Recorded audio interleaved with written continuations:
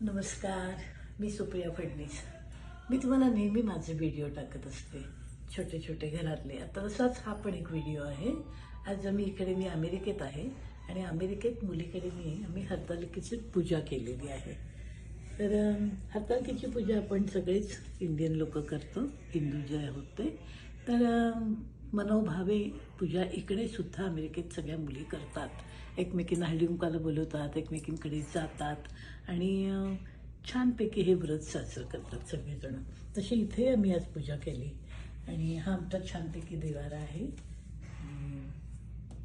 असे छानपैकी पूजा करून आज आम्ही हरतालिकेचं व्रत केलेलं आहे। आवडलं का तुम्हाला?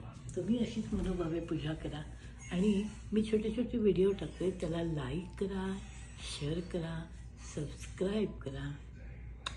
थँक्यू।